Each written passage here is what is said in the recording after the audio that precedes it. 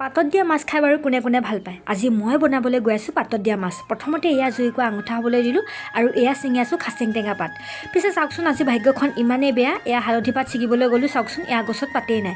পিছে মই আকৌ হাৰ মনা বিধৰ নহয়, সেইবাবে গছত যিকেইটা পাত আছিলে তাকেই কাটি আনিলোঁ, কাৰণ গোন্ধটোহে লাগে। আৰু এয়া মাছ, খাচেং টেঙা, মান ধনিয়া, নহৰু, কেঁচা জলকীয়া, কেঁচা মিঠাতেল আৰু নিমখ দি ভালদৰে এতিয়া সানি লৈছোঁ। আৰু এনেকুৱা পিটিকা এখন ভাতৰ লগত থাকিলে ভাতকেইটা যে খাই ইমানেই ভাল লাগে নহয়। আৰু এয়া ভালদৰে সানি লৈছোঁ। এতিয়া এয়া ভালদৰে মেৰিয়াই লৈছোঁ। চাওকচোন মই মেৰিয়াবলৈ ভালকৈ নাজানো, কিন্তু হ'লেও ট্ৰাই কৰিছোঁ আৰু এয়া ডাইৰেক্ট জুইত সুমুৱাই দিলোঁ আৰু এয়া মাছ ৰেডি। এতিয়া মাছকেইপিছত থকা হুলখিনি উলিয়াই দিছোঁ আৰু ইয়াৰ ওপৰত অলপমান ধনিয়া দিছোঁ আৰু আকৌ কেঁচা মিঠাতেল অকণ দি দিছোঁ, তেতিয়াহে গোন্ধটো ভাল আহে। আৰু ইয়াত খাচেং টেঙা পাত দিয়াৰ বাবে অলপ টেঙেচীয়া ভাৱ আহিছে আৰু জ্বলা টেঙা ইমান যে ধুনীয়া লাগিছিল নহয় খাই। আৰু আপোনালোকেও ট্ৰাই কৰি চাব আৰু মোক জনাবলৈ নাপাহৰিব কেনেকুৱা পালে। তেন্তে আজিৰ ভিডিঅ'টো ইমানতে সামৰিছোঁ, বাই।